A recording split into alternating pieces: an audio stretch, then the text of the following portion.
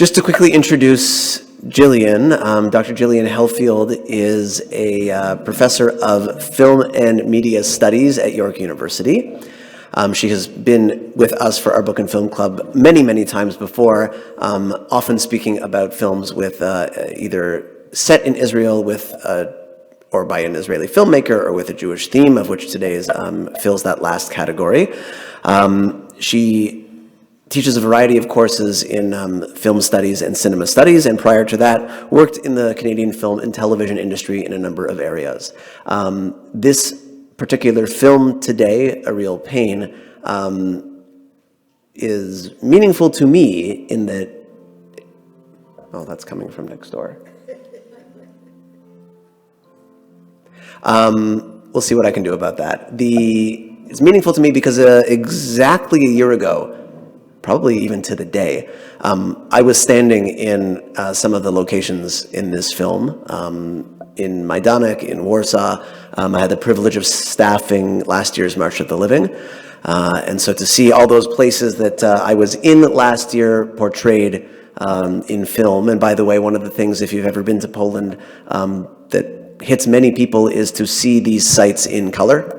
And not in the black and white photos that we're used to from the war itself. And so perhaps that was arresting for some of you in this film as well. But the whole notion of what it means to be in these places and to experience them rang very true to me. And I hope it was a meaningful film for those of you who were able to watch it. And I'm sure that whether you were able to see it or not, there's quite a bit of insight that you'll be able to get out of today's review. So, Dr. Helfield, over to you.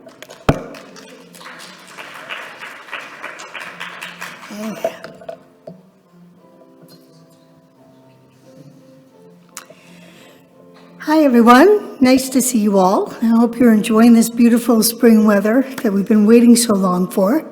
Welcome to our discussion today on A Real Pain. I hope everyone who watched it liked it, enjoyed it, found a lot of things to think about. At first it may seem like, when you watch it, that's your attitude. But when you start to unpack it, as we will today, you realize there's a lot there underneath the surface, that what appears very casual and very loose is really laden with a lot of important messaging. So we'll talk about that today. But before we begin, I just want to remind everyone about the 33rd Annual Toronto Jewish Film Festival, running this year from June 5th to June 15th. I think early bird passes are on sale now. And as a programmer, I can tell you the lineup is really good. So take some time, come out to see some of the films. You'll enjoy them.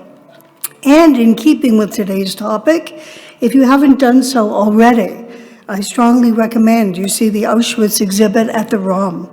It's on until September. Extremely well done, very comprehensive, starting with World War I, moving through Weimar culture, to the rise of Nazism, anti-Semitism, the final solution, and liberation. Very powerful, very much in keeping with this moment following Yom HaShoah and what's been happening in the world, and of course, our topic today.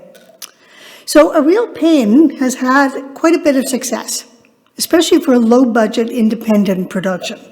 It's deceptively simple, and as I said earlier, a lot below the surface. Not surprisingly, there's been quite a buzz about it. Popular acclaim has been matched by critical acclaim, as can be seen in the many awards it's garnered since its release. It premiered at Sundance in 2024, where it won the Screenwriting Award. It garnered 2 Academy Awards and BAFTAs, 3 Critics' Choice Awards, 4 Golden Globes, and Independent Spirit Awards. Kieran Culkin won the Oscar for Best Supporting Actor at the Oscars and at the Golden Globes. Jesse Eisenberg won the BAFTA for Best Original Screenplay. He wrote the screenplay as well as directed the film. And the film was on the American Film Institute's list of the top 10 films for 2024. So not bad for a little film. As you all know, it's about 2 cousins, Benji and David, who have been estranged for a number of years, but are getting together to undertake a trip to Poland to honor and commemorate their beloved grandmother, a Holocaust survivor who has recently passed away, and left a specific request in her will, as well as money set aside for the two of them to take this trip. The tour will take them from New York to Warsaw, then Lublin, then Majdanek, Kresnica, where their grandmother grew up and lived before the war. And the film is based on the experiences of Eisenberg's Aunt Doris, who is a survivor born and raised in Poland, and with whom Eisenberg had a close relationship. And while the film is fictional, it has many personal autobiographical elements, including this visit to the home where she had lived in Poland. And Eisenberg secretly hoped the film would inspire people to visit their homelands and get in touch with their roots. And not just Jews, but people from many backgrounds. And many reached out to let him know that they did that based on his inspiration, which made him very happy. Now, though he's written and starred in other projects, this was the first time he was both in front of and behind the camera, and had to multitask and manage cast members with different approaches and needs, not to mention managing the crew, dealing with the technical aspects of the film, and a lot of the very careful restrictions around filming at some of these historical sites. The scenes at Majdanek are brief, considering the subject matter of the film. A lot of it is the lead up to getting there, what happens on the tour before they arrive at the camp, and what happens afterward. But there were a lot of choices that had to be made about where to film, focusing on the actors so as not to accidentally capture people in the background, security for the trains, security for vans coming inside. There were even all kinds of requests made by the Polish government about security for who was arriving on which flights and so on. We'll get into that in a bit. But it wasn't an easy project for something that seemed so deceptively small and simple. Eisenberg was also trying to strike a balance between a story that raises big thematic questions about pain and history and trauma, and the story of a troubled relationship between cousins who at one time were very close, but owing to various factors, which we discover, including their very different personalities, they've grown apart. It helps that it's a small cast that contributes the sense of intimacy that we have in the film, not only between Benji and David, but also amongst the other characters who are part of the tour. A standout, of course, is Culkin, whom Eisenberg didn't know very well at the start of the film. He had only met him a handful of times. Eisenberg had originally wanted to play the Benji character himself instead of David, but his sister Hallie, who had seen Kieran Culkin in the HBO series Succession, have any of you seen that series? Insisted that her brother cast Culkin in this role. And Eisenberg has said that he enjoyed working with Culkin, though he nearly dropped out just before production began. Culkin showed up on the day before filming and said flat out he understood the character, didn't need to rehearse, didn't need to block before filming. And Eisenberg never knew from day to day whether Culkin would even show up on set. He also worked in a very instinctive, intuitive way, improvising sometimes as he went along. And even though Eisenberg isn't a fan of improv, he kept a lot of it in because it really worked for the character of Benji.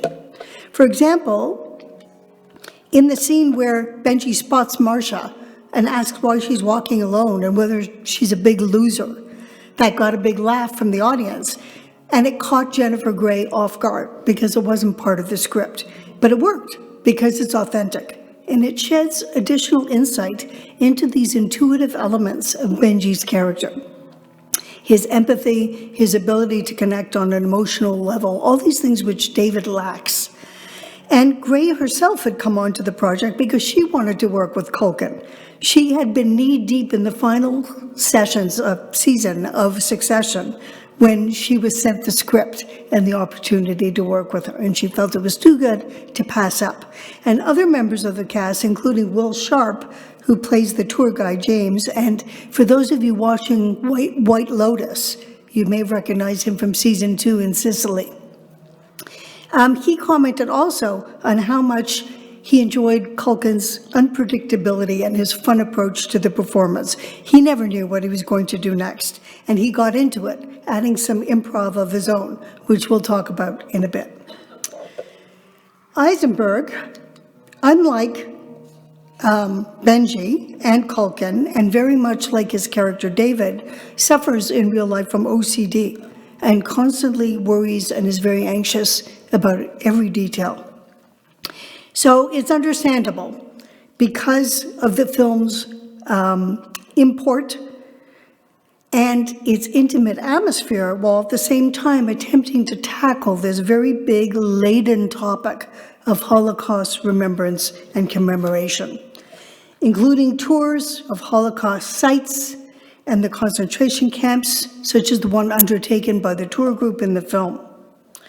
So, apart from the central story on the cousins' relationship, on a broader level, we also have something that's talking about the meaning and affect of commemoration, especially as such events recede further into the past, and there are few living survivors to give testimony. And it also importantly addresses the lack of engagement felt by successive generations. They may feel a sense of distance from the war, their grandparents' or great-grandparents' generation, and their experience of the Holocaust. I don't know if any of you saw My Polish Honeymoon, directed by Elise Otzenberger. We reviewed it here, actually, a couple of years ago. This is a Black comedy about a young couple who take a second honeymoon to Poland to attend the husband's uncle's commemoration as a Holocaust survivor.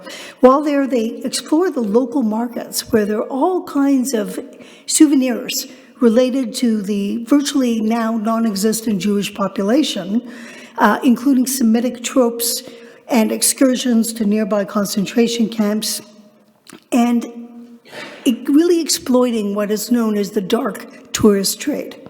If you haven't seen the film, I strongly recommend it. It's currently streaming on Canopy, so you should be able to find it there.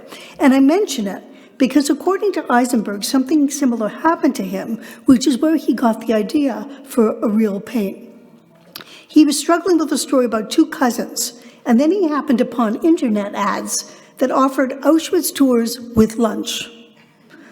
At first he thought it absurd, but then he saw the comic potential and felt it was something he should write about. And there's a lot of dark humor in the film, as often we find in very grave situations that make us nervous and awkward.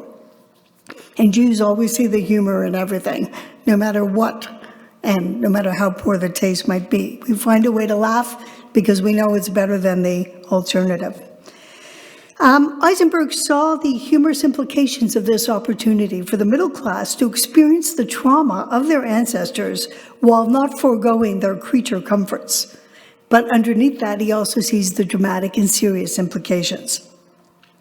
And this is referred to repeatedly throughout the film, such as the scene in which Benji is extremely upset over sitting in first-class seats on the train to Auschwitz, and he insists they switch. I can relate to that. When I was in Krakow, I went on a tour of Auschwitz through our hotel. We booked it through the hotel and noted the irony when we were picked up in a black Mercedes luxury SUV. That was kind of a moment. In our current context also, there's often a deep awareness of these ironies, along with a politically correct self-consciousness that creates a sense of embarrassment that can also impact these experiences. And that makes Benji's reaction, though uncomfortable, very relatable. And there were other serious inspirations for Eisenberg. In plays he had previously worked in, there were characters with a dynamic comparable to David and Benji.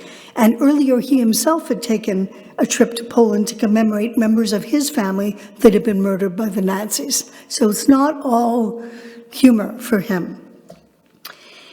Interestingly, Eisenberg said that his experience in Poland was the opposite of that related to him by many American Polish Jews who had come away from the war and these commemorative trips with an unfavorable opinion of the country and its people. Eisenberg was pleasantly surprised by the number of non-Jewish people he encountered in Poland who were working to memorialize the Holocaust and to help him retrieve his own family's history. and he felt so indebted to them that he even got his Polish citizenship.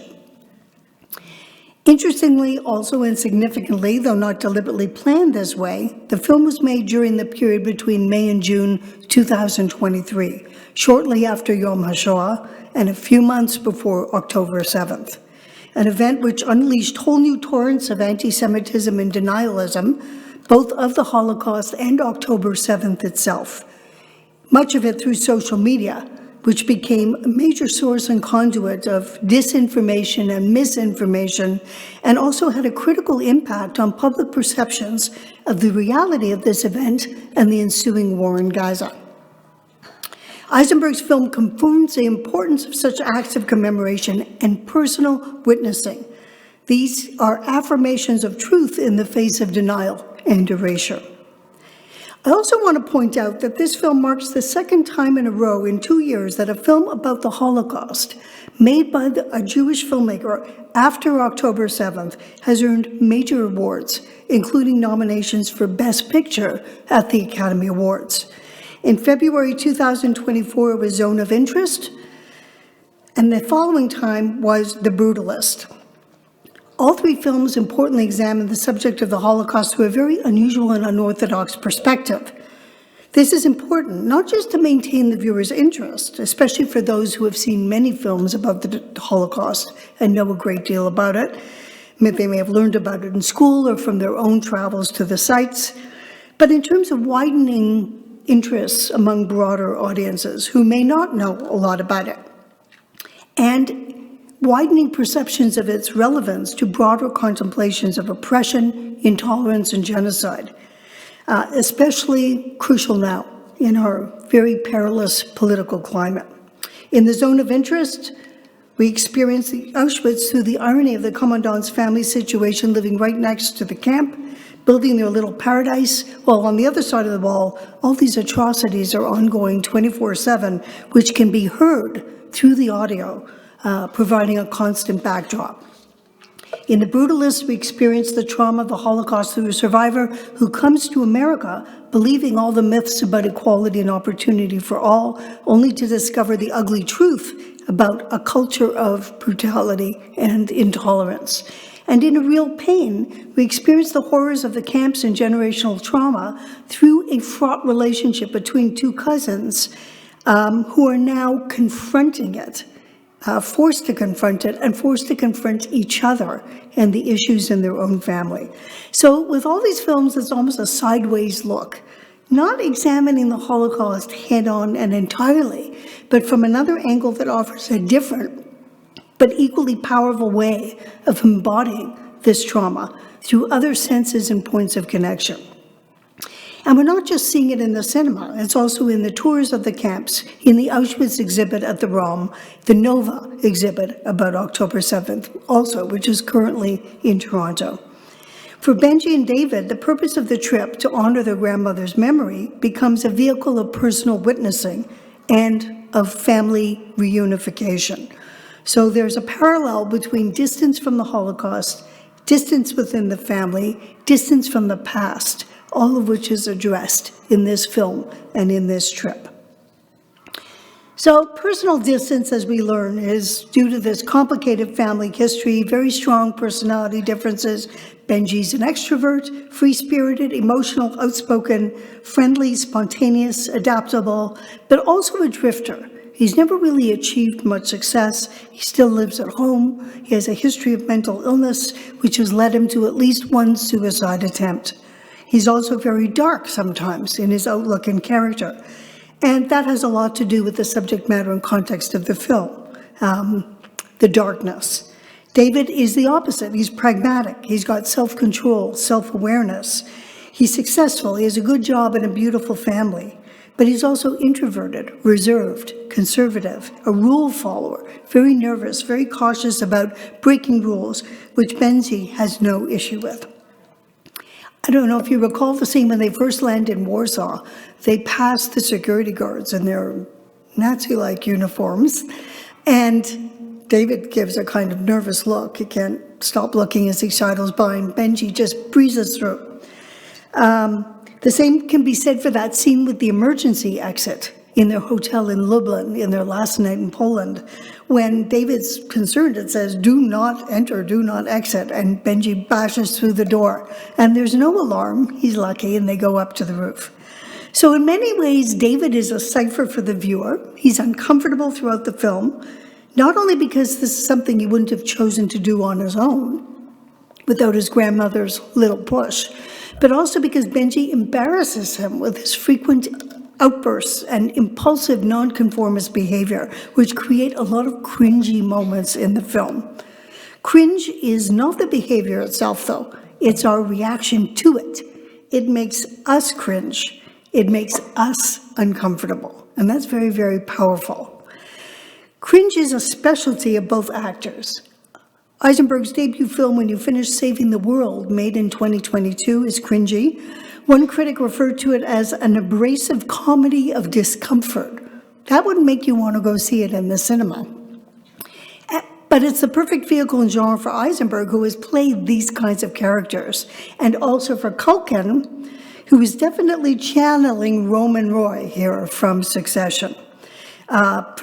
Particularly that provocative, profane style, which you either love or hate, and all that sensitiveness and rawness underneath the bravado and all those emotional catch-up bursts.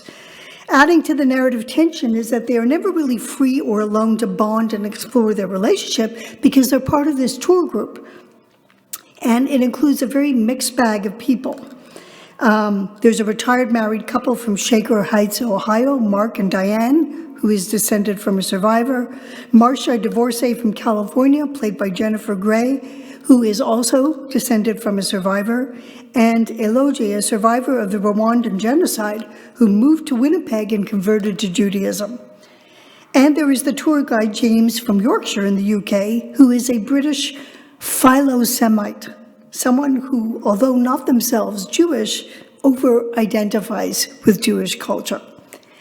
So there's all these elements of distance, connection from the Holocaust, but increasing distance from it. Benji's antics are excruciating for David, like when he shows up late for the first meeting of the tour because Benji has slept in, but Benji then blames David. Then there's the scene in the Warsaw Ghetto where Benji gets the group to climb up on the monument to the Polish resistance fighters and reenact the battle. David is too embarrassed, feels it's in really poor taste. He doesn't want to participate, and he stands back and takes photos. That's probably something I would do. But the group loves him. It makes them more engaged. They have a little bit of fun, if that's possible. And that creates a bonding moment and letting down their guard and resistance to this experience. We also have what I mentioned earlier, Benji's meltdown on the train to Lublin over the first-class seats when he insists on switching cars and they wind up missing their stop and getting off in the wrong place. Or the scene at the old Jewish cemetery where Benji gives negative feedback to the tour guide's approach. He criticizes his academic approach, which focuses mainly on historical fact and statistics and lacks authenticity. That's something that, I don't know, some of us would be a little too polite to do. I've been subject to many really awful tours, but I've said thank you very much at the end, like a good Canadian, and never uttered a peep. Not Benji. Benji steps forward and gives him the raw critique. And then he insists that the group gather stones to put on the graves, which again is an act of engagement for everyone. And there's also the last group dinner where Benji behaves oddly, abruptly leaving the table to play the piano before disappearing. An exhausting and emotional David apologizes, opening up to their difficult relationship and his conflicting feelings toward his cousin, whom he loves, but also resents. But the group has an unexpected reaction. They don't see Benji as a loser. They admire him. They envy his openness. They tell David he's so lucky to have such a close relationship with his cousin. And they like the way Benji includes all these little icebreakers. David has kept himself at a distance out of courtesy or discomfort, but Benji has touched them all and created a sense of camaraderie. So this sets us up for the trip to Medonic, a sequence which, in my opinion, is very well done because Eisenberg steps back and he allows the scene and the horror of what they're experiencing to speak for itself. Benji is overcome with emotion. The rest of the group is stunned into silence. And on the way back to the hotel in the van, Benji weeps inconsolably, and David, visibly moved, tries to comfort him. It's interesting how David can only feel something, though, through Benji's grief. But it's a stunning sequence, and I don't know how many of you have been to Madonic. I know my daughter, when she was on the March of Living, they did many of the camps, and she said that was the one that scared her the most, because it looked like it could be up and running any moment. It had not been sanitized or turned into a museum in the same way as the other camps. So we understand, it's interesting, we understand as a Jewish audience what is going on when they visit Madonic. At the same time, if you're not Jewish, still from this scene, you can understand the power of what they are witnessing. So it points to the importance of pain and trauma and commemoration, and also this idea that there is no blueprint for that pain. It's very individual. So the group parts ways after the trip to Madonic. The tour is continuing on while David and Benji stay in Lublin to see their grandmother's house. Everyone exchanges addresses, email, text information, and James tells Benji that he's the only one who ever offered feedback, and it's changed his perspective. And he gives Benji a hug, but not David. He turns around and says, "Bye, David," and goes into the hotel. Incidentally, this was the improvised scene I was referring to before. He was supposed to hug David as well, but then he just said goodbye and went into the hotel. And Eisenberg thought the take was ruined. But when they watched in the editing room, they realized it was very funny and effective, and further confirmation that Benji's approach seems to work. He seems embarrassing and cringy, but it's taken as a sign of caring, and that David is the one who's really having the issues here. On their last night in Poland, they go up to the roof of the hotel after Benji crashes through the emergency exit door, and they smoke a joint, opening up to one another. And this is when it comes out what happened, why David is so angry with Benji. Benji attempted to kill himself. This is why David distanced himself. This is why Benji is bitter and upset and feels isolated. And David confesses that he's angry also because Benji is such a remarkable person, and he would kill to be like him instead of trapped in this very repressed kind of personality. When they finally get to the grandmother's house in Krasnitsa, Benji recalls that the grandmother was the only one who could keep him on track, and recalls the incidents where he showed up late for dinner, intoxicated, and she slapped him to bring him back to his senses and a sense of clarity. That she kept him on track and responsible to a set of standards and values. But there's another interesting moment here. They want to leave remembrance stones on the doorstep, and a neighbor who doesn't speak English gets his son to translate and ask what the stones are for. And David explains that they're American Jews. This is a ritual of remembrance for their grandmother who lived there before the war. So it's interesting on a couple of levels. Two cultural contexts. One, because of the past. The other, oblivious. There's that contrast between knowledge and remembrance and utter ignorance, perhaps. It's also a tense scene because we don't know what the reaction will be. Are these men anti-Semitic? Could the older man, the father, have been around during the war and the Holocaust? Did he know their grandmother? Ultimately, the encounter is anticlimactic. The son offers obligatory condolences. The stones don't really mean anything to him except that they're a tripping hazard. There's no acknowledgement of the war or the Holocaust. For them, probably David and Benji are just silly tourists doing something dumb. But it resonates with us because we had that moment of, oh no, what's going to happen? That moment of that potentially fraught encounter. So it's another way in which Eisenberg is not playing with trauma, but utilizing trauma to make an effect. At the end, they say goodbye to each other. They leave Poland. They go to the airport in New York. David invites Benji to dinner as a way of keeping in touch, but Benji surprisingly declines, saying he'd rather hang out in the airport. David is shocked. Who hangs out in an airport? But we saw this at the beginning of the film, didn't we, before David arrived. It's an interesting bookmark. And to everyone's surprise, including Benji's, David slaps him across the face, hopefully to bring him back to his senses. But also we get the sense, because he's now taking on responsibility in the place of the grandmother. Perhaps he's hoping to keep David on track. So there's that sense of handing things down, that maybe Grandma had a few plans, Bobby had a few plans there, not just about commemorating the Holocaust and seeing where she lived, but helping to repair her family and bring them closer together and make sure that someone looks after Benji. Here's the final bookend shot I was talking about, how the film also began. A very interesting deviation from a triumphal narrative resolution to a film. The big Hollywood ending, music soaring, emotion swelling. We would like to think that Benji will get his life together. We'd like to think he would come to dinner and that they would see each other more often. And he would hear David's son talk about all the skyscrapers in New York. But we don't know. It's open-ended. And in that sense, it's very realistic. So I have a few questions that I'd like to pose to you. First, what is the meaning of the title, A Real Pain? What does anyone make of that? Why did he call it a real pain? Yes. For two reasons. His cousin was a pain to travel with. He was irritating to Max.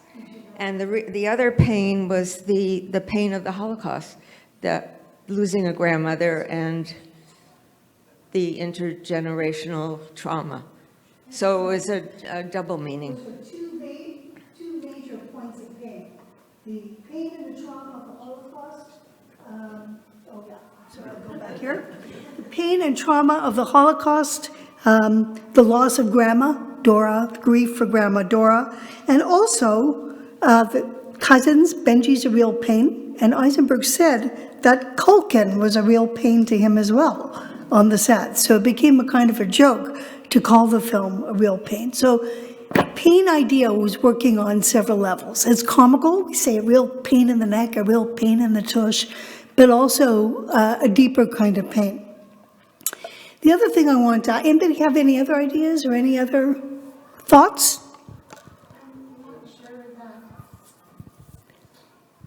I'm not sure that David wasn't a pain too. I said I'm not sure David wasn't a pain also.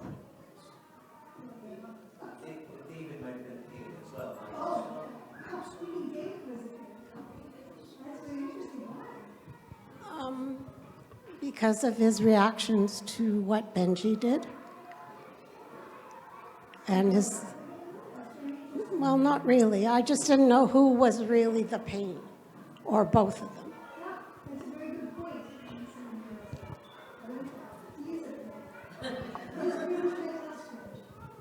Yeah, I was also thinking that, the idea of pain, like the psychological pain that, Benji was in, David was in, through the anxiety he was in, but being so in touch with that pain. And that often people, I don't know whether in the world, sort of, you block that out to function. And that, sort of people maybe came on the trip with that blocked out. But, through Benji, we're able to connect with what they were pushing away. That's very interesting. That's an excellent point. So you've raised a couple of points, is the repression of the pain, which comes back through the trip, and also through Benji's antics. Things that he does helps people get in touch with the pain, but also you made me think that there's a difference between pain and real pain, like really serious pain. So not just a minor pain, but real pain. So excellent, excellent. Any other ideas? Any other points? Okay, my next question is what you thought of the filming style. Did you notice anything interesting about the way the film was made, and perhaps even different from your expectations of the structure and where the script would go and how things would look? Yes.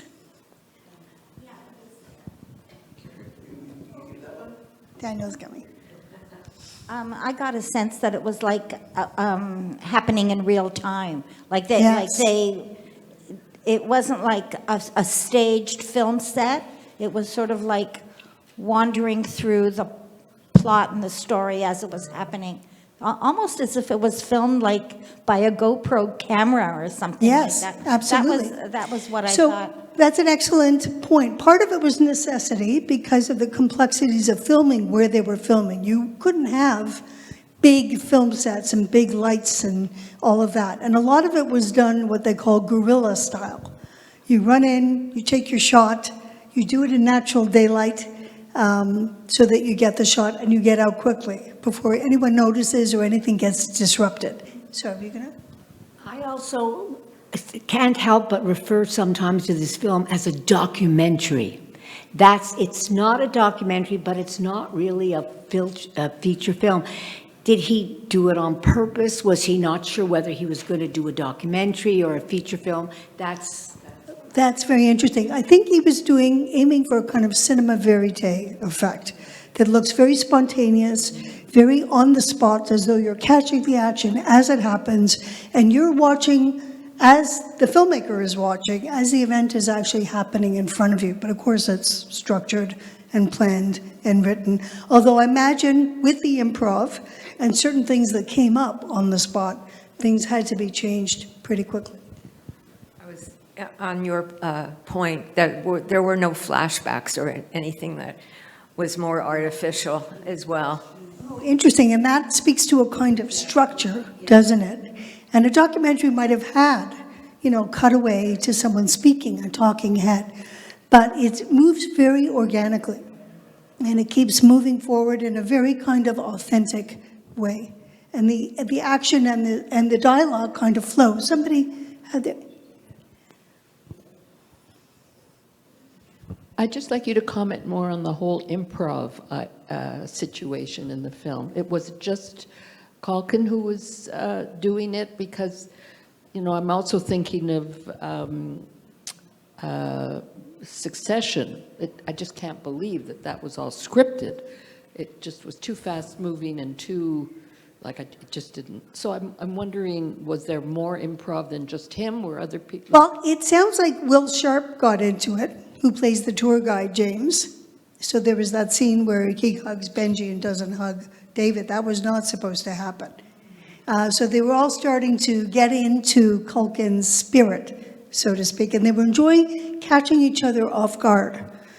Some of which was kept in the film, which speaks to Eisenberg's ability to sort of see what worked in the editing room and keep it in the film.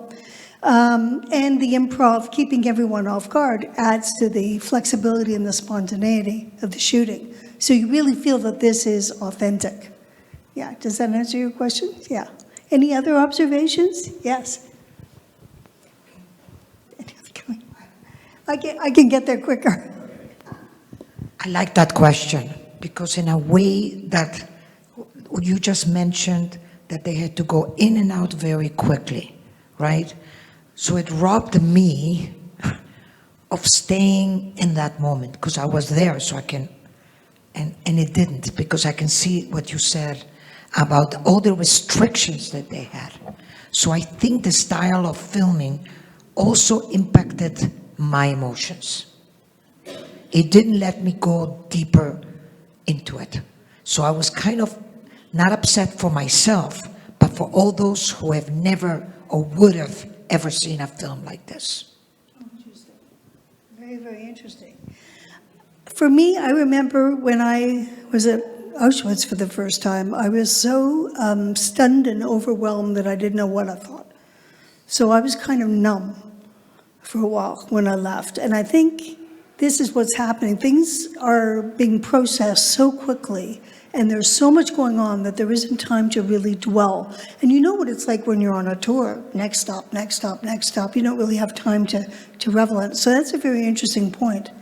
And I wonder if that's also part of not making a documentary, not making a dramatic feature film like The Brutalist and like Zone of Interest, where you really are dwelling, like you're going deep into the bad stuff that's happening. I'm sorry, just one. No, don't apologize. I just found that the fact that the rest of the group were not upset about Benji making them wait over and over and over again. I mean, who wouldn't, did he do that on purpose? He wanted that didn't ring 100% true with me. That's what I feel. Well, that's when I realized the kindness and patience of the group, because I would have been livid, especially when they miss their stop and have to go all the way back, and they're all waiting, and they've watched after their luggage as well. So that's where you know this is a kind, sympathetic group. Somebody else? I was just going to speak about the filming style. It doesn't allow the watcher to stay in the moment because you're experiencing it all with them the whole time. And I think it was purposeful in that you come away from the experience of watching the film without having, with an understanding of each individual character being individual and yet a group. And you walk away from the experience as with a collective. It's a very important point, actually. That's a really good point, because don't forget, this is about collective commemoration, right? So you're dealing with a group dynamic, a relationship dynamic, and just as the two cousins are trying to deal with this and the group, so are we. There's a lot to take in, so that's a very interesting point. Is that also what you were saying about, yeah? I just think it was filmed purposefully so that you zoomed in and then you zoomed out. Yeah. Somehow. Very good point. And a lot of that is the camera work too, which is very flexible and which is very mobile. Sorry to make you wait. I was surprised at the lack of emotion that was shown when they went to the grandmother's house. This was the focal point of their trip, and it was very, I don't know, it was like another tourist attraction, but not even important. And the other two people up on the balcony are discussing the stones in a very factual way. It's like the Holocaust never happened. I said, what? You know, no feeling here? No.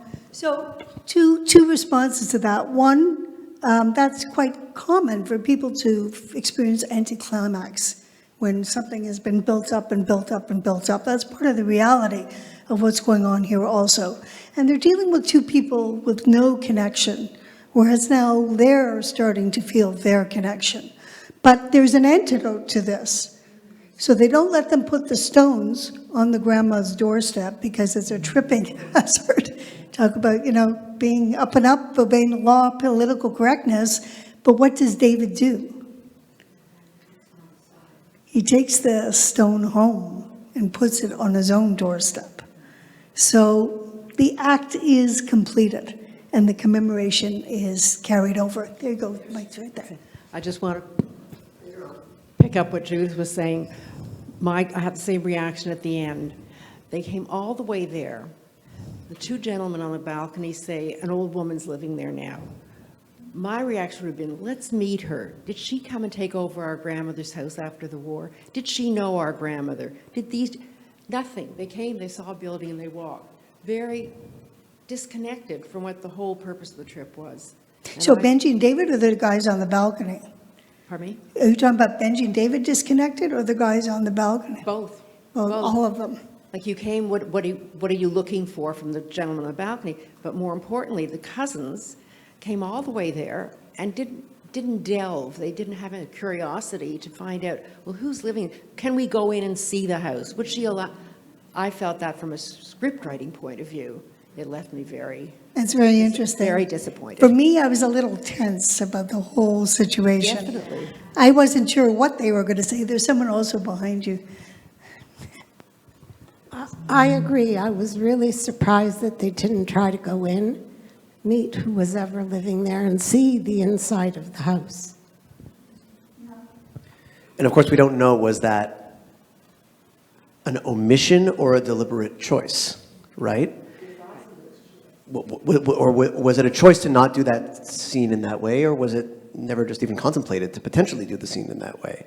And you could think of it being a deliberate choice, and what that says, as we've already said about the commentary around just, disaster tourism and memory tourism, and that it's very much focused on sites as opposed to, it's a version of what the tour guide was doing and that Benji was struggling with him with, perhaps. So just to go back to your, why was the film named A Real Pain? So at the beginning of the film, I got the sense that both characters, the grandsons, thought this whole journey was kind of a real pain. Certainly David, yes.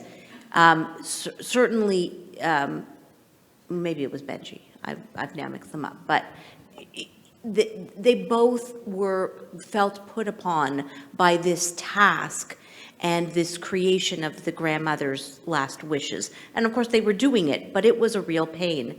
And I think that this was a way of so that was another distinction. But in terms of not going into the house, it's because it wasn't conceived from them. Like they didn't feel like this was their journey. It was the grandmother's journey, and they didn't own it. And I felt like that was why it wasn't. They didn't go in, or it felt incomplete for us as the watchers, because we wanted them to own it more than they owned it. And then I think to myself, is that because they're third generation as opposed to second generation or first generation, and is that meaningful in some bigger way? Excellent point. And also, I just want to add to that, they don't know what they're going to find in there, whether there'll be any connection. It could be an empty room. It could be something completely different. Sometimes you just don't want to know.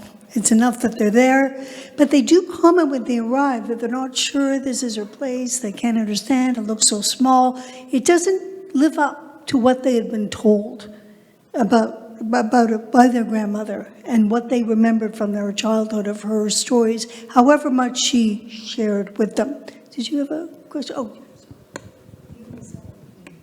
I don't think it was about the house at all. I think it was about the journey.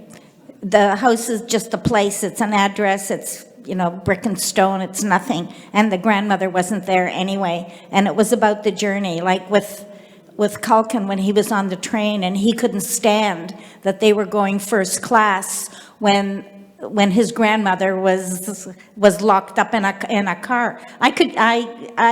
That's what I related to. The house was a house, it's nothing. And I think that, if there are any people here in the room whose parents were maybe Holocaust survivors, or they are Holocaust survivors themselves, when you go back to the place where they lived, it's a facade, because they're not there anymore, and it doesn't matter what's inside.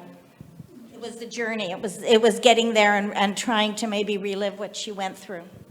It's a very good point also. And I think they get the sense from the father and son that it's gone. It's over.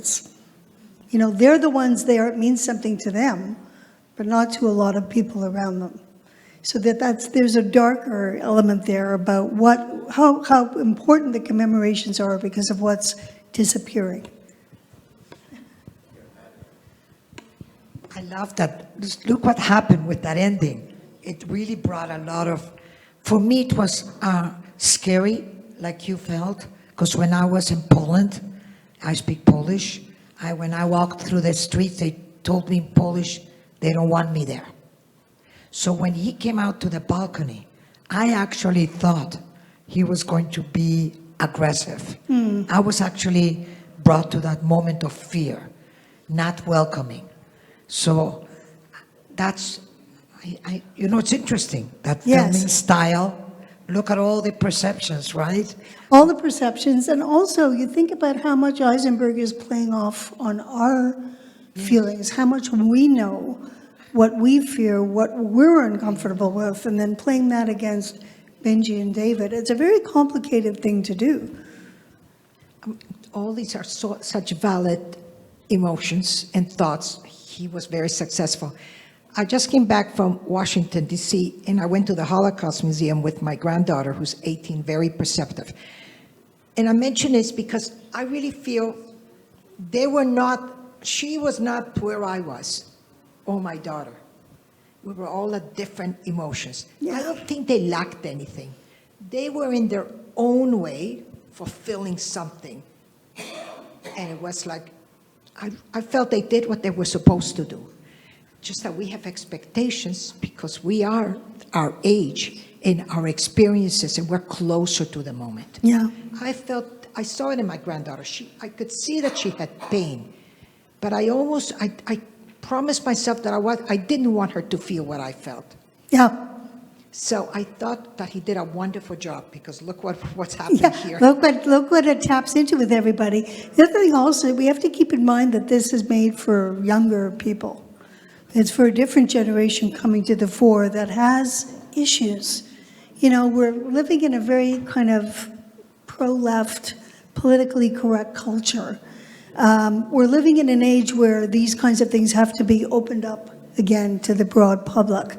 So it's kind of dancing that dance between, you know, the memories of people who testified, who witnessed, who were growing up with people who had been survivors, and those who know relatively little about it and are very disconnected from it.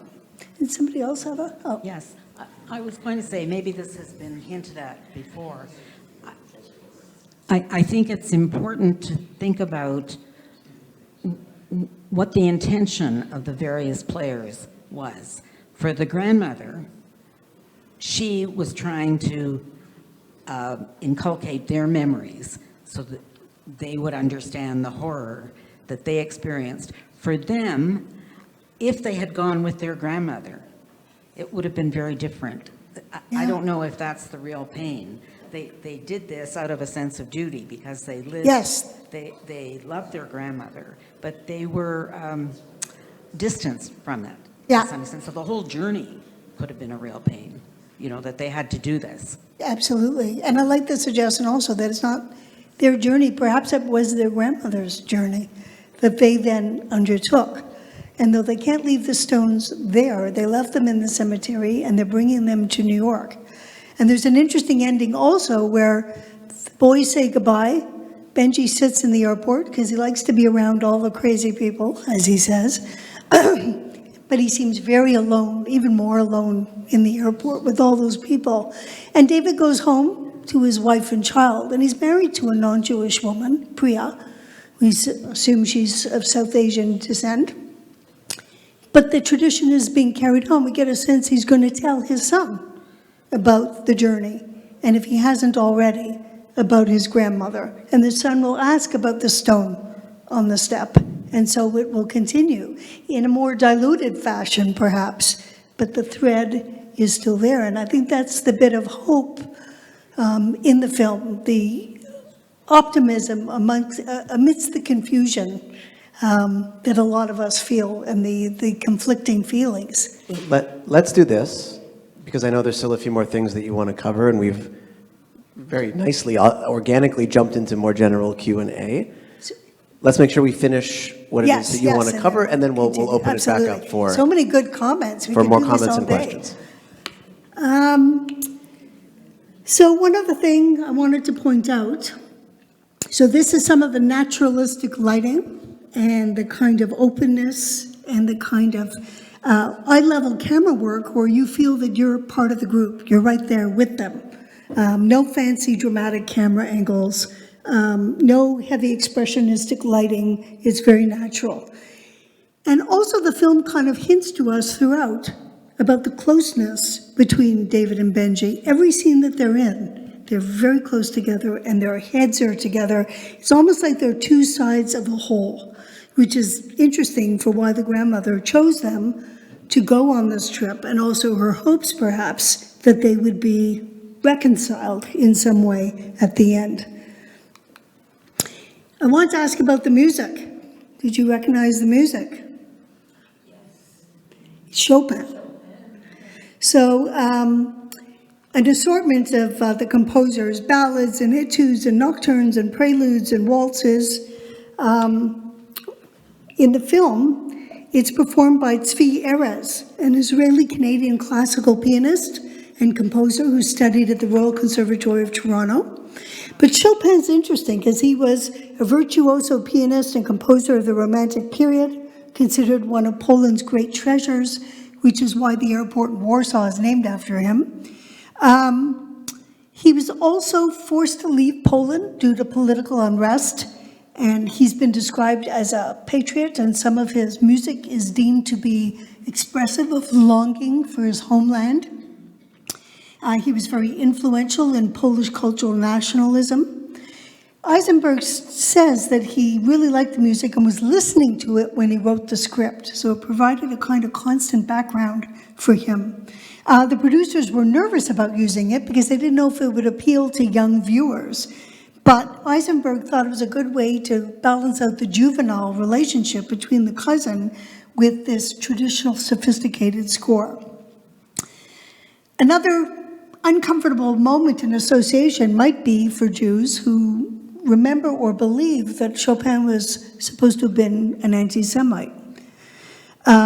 This is in dispute. He did use pejorative terms, which were quite common at the time, but there is that frisson of discomfort with the country, with the people, with the music, with all of that, that Eisenberg is toying with in terms of our expectations and our anticipation of what is to come. At the same time, it's beautiful, beautiful music, beautiful backdrop, but laden with other levels of meaning.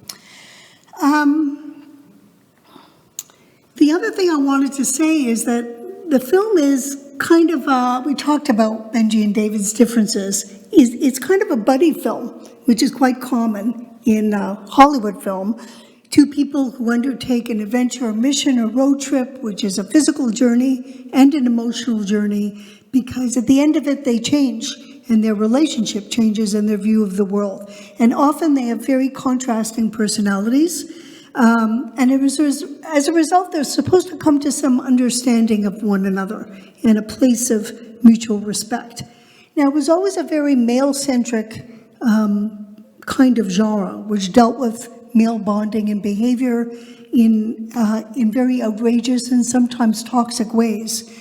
And it's also been theorized in its evolution and its particular popularity in the 1970s as a response to this crisis in masculinity at that time due to the rise of feminism. But I think what's happening here is Eisenberg is using the buddy genre in a way to kind of bend the genre a little, as he's been bending a lot of things in this film, a lot of expectations and conventions. And I think he might be exploring another kind of crisis that we're seeing at this time, that he's using this relationship and these buddies to address other crises, perhaps not crises of masculinity, but perhaps crises in surging anti-Semitism, perhaps in Holocaust or October 7th denialism, perhaps the crises being posed by the rise of the extreme right and the radical left, or the crisis facing Israel right now. None of that is overt. But this whole bit of reconciliation and taking on the mantle of the grandmother's dream and undertaking this very difficult journey where they do come to understand each other a little bit. I think David now understands Benji a lot better anyway at the end of it. And the fact that David is willing to take on the grandmother's role, that might be the response to a lot of the crisis that is causing stress for them, for the viewer, for everyone. It could also be a response to crises in mental health and the lack of connectedness that everyone is feeling, to roots, to family, to identity, to sense of self. David repeats his grandmother's comment about how the first generation of Jews escape hardship and settle. The second generation builds, and the third sits in their mother's basement getting high. It's a shot at Benji, which hurts him. But also, it's a comment on social and generational paralysis, the inability to move forward through pain and sadness, and to confront head-on issues that are holding one back. So it's never specifically mentioned, but that comment is looking forward to this plan of hers to get things kick-started again for Benji, like that slap in his face. It's the meaning of the tension between David and Benji, and of Benji's behavior, why he is so insistent on engagement at every step. The stones on the graves at the cemetery, switching seats on the train to Lublin, reenacting the Polish resistance. Even buying that silly hat in the market with the feather that he wears everywhere on their last night there. And why David leaves the stones on his own doorstep. So I don't know if you have any questions about buddy films or any comments about that or anything else that you wanted to add. Yes. I found the ending with Benji very troubling. I thought something bad was going to happen. I was just talking about Benji in the last scene where he's at the airport. He looks very isolated, very troubled, and I was worried about him. Yeah, I think a lot of people feel that way. They don't know what's going to happen to him. We know David's going to be okay. We see his reunion with his family. But remember, this is the bookend. We begin this way and we end this way. So we don't know how much it kind of completes a cycle of the journey in the film. We don't know how often Benji does this, how often he goes to the airport, and why he doesn't. You know he is suicidal. Yeah, we do know he has attempted suicide, absolutely. And we don't know whether that journey gave him the ability to kind of reach out and actually be effective and impact other people's lives. Everybody is so warm and effusive when they're leaving and hugging him and kissing him, and everyone really enjoyed meeting them. And perhaps that was that moment he could rouse himself before going back into his stupor. Anybody else have any comments? Thank you. I just know that I didn't feel sad. I felt that he didn't have to act anymore, or be the clown, or be something else. He was with himself. So it's up to us whether we can trust that there will be some movement, which I believe there will be, or he's going to continue being the same. But for me, I felt that he was going to move. How and how much, I don't know. But I thought he was introspective. He no longer had to act. Because the whole movie, he was acting. He was always entertaining. So I was okay with it. Okay. Nothing was made mention of the parent. Were they two brothers that had these two children? And those two brothers, their fathers, let's say, were children of survivors.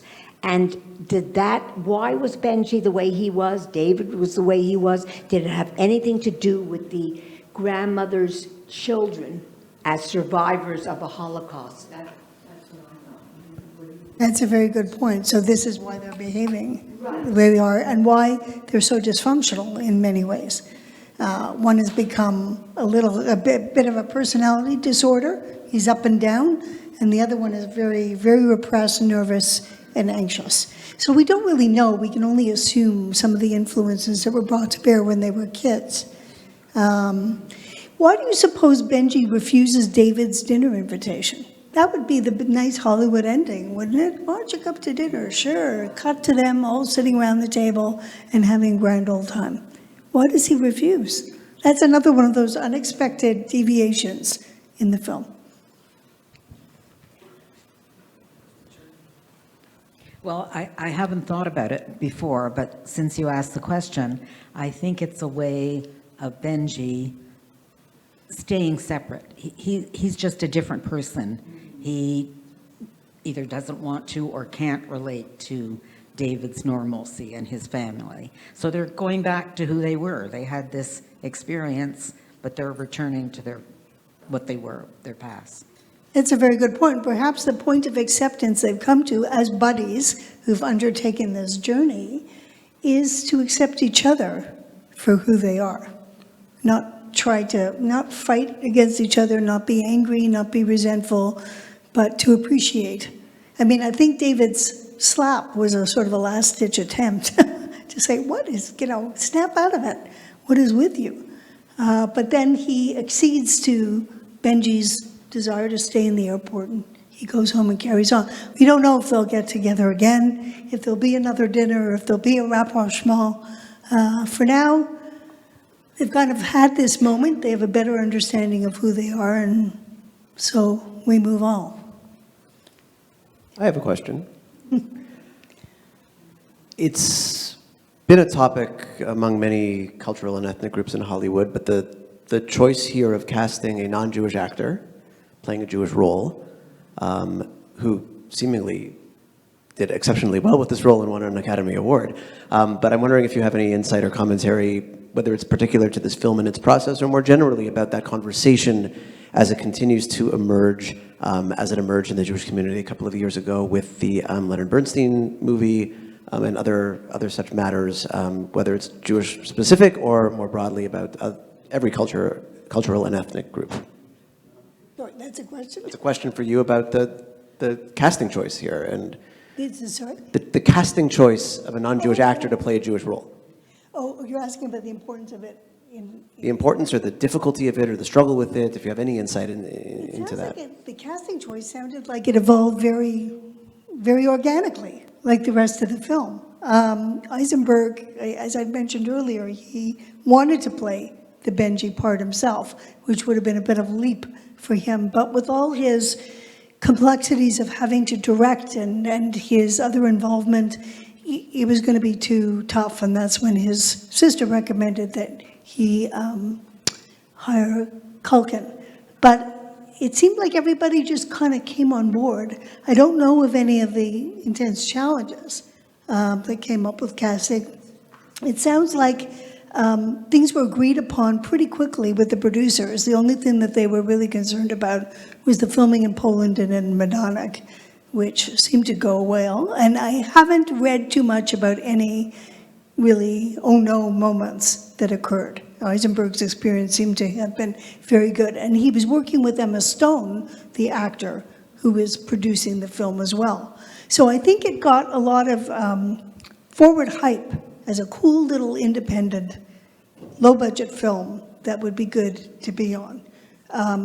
Culkin also nearly had a conflict and couldn't be in the film at all. He didn't know till the day, just like days before, a month before, whether he would actually wind up in the film. But apart from that, I'm going to have to look that up and see if I found anything.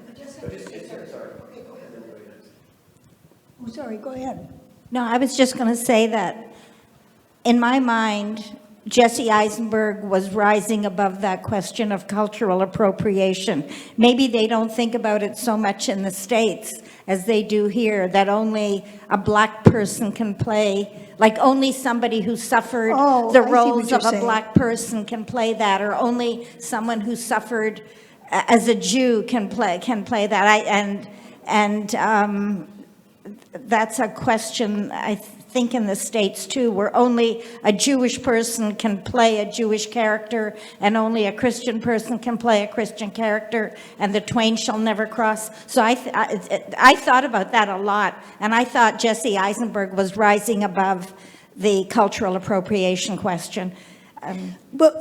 So cultural appropriation in terms of the character who was a victim of the Rwandan genocide?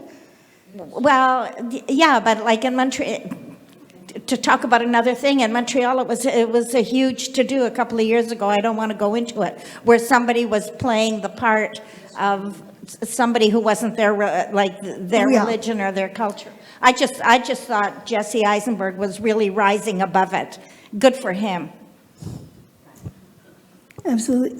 We hear about blackface, yellowface. There's also the term Jewface, which is what you're talking about.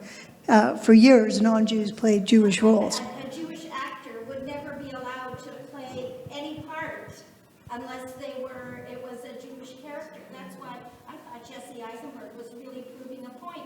With Kieran Culkin and the others, yes. You know, if you can allow a Christian actor to play the part of a Jewish person, then you can allow a Jewish person to play the part, a Jewish actor to play the part of a Christian.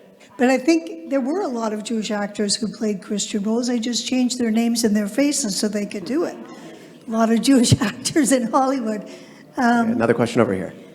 Listen, my son-in-law is a producer and writer in New York. This is an issue that's been going around in the last few years because of the progressive and woke movement, in which they want you to put somebody who's Jewish for a Jewish scene. They fight it. They fight it all the time because that's not what they want to do. How about when I went to see Madame Butterfly and she was black? I think that they're trying to let go of that because it's not fair and it's not necessary. And I know that they're going to continue talking about it, but they're really trying very hard to rise above it. I mean, it's interesting that there hasn't been a lot of protest against Kieran Culkin because this is starting to happen. But he had mentioned that as far as he was concerned, he had no issue with thoughts about playing a Jewish character. It was a good role, a good part. He understood the character. So that's part. That's why they call it acting. That's why they call it acting. And I'm reminded of just an anecdote to finish up when they were filming The Marathon Man, Dustin Hoffman and Laurence Olivier. And the Marathon Man, Laurence Olivier plays a dentist, a Holocaust Nazi dentist who has survived and is living and well in New York. And Dustin Hoffman is caught up in this whole plot about diamonds. Anyway, they're on set. There's a scene where Dustin Hoffman has to run all night because he's escaped the evil dentist, hence the Marathon Man. He runs marathons. And he shows up on set all disheveled and sweaty. And Laurence Olivier looks at him and says, "What happened to you?" And he said, "Well, I'm playing this role and I have to run this marathon and I've been running all night. So I ran and ran and ran and here I am. I want to be part of it." He was a method actor. And Laurence Olivier looked at him and said, "Try acting, dear boy." I don't know if there are any final comments or questions. Well, No? we'll wrap it up in this way. First of all, a tremendous thank you, as always, to Dr. Gillian Helfield. Sometimes when you and I debate and discuss what film we're going to select, it's not often that we pick something that is within a year of its release. True. And I think that there was just a tremendous opportunity to bring forward this film for discussion. Clearly, that was well received by many of you in terms of your questions and comments and connection to the film. It is just, as you were saying, it's a film sort of this moment, for this moment, speaking in different ways to different audiences and different generations. I think that that's at least sort of putting on my bigger picture Beth Tzedec educator hat. That is in some ways, I think, a message that we can all take out of this room together, which is that whether it is Holocaust commemoration and advocacy in particular, or many other aspects of Jewish living and Jewish continuity, different generations, different people, different settings have different ways of relating. And just because it's not the way in which I relate, that doesn't mean it's not a valid way in and of itself. And we see this in this film in terms of the two protagonists, the way that they each are sort of figuring out how to relate to their past and what it is that they're seeing and experiencing. So thank you again for a tremendous conversation. Thank you all for being with us. We'll see you in 3 weeks for our final review. Have a wonderful afternoon. Thank you for all your great comments. Wonderful analysis. It was great. Appreciate it.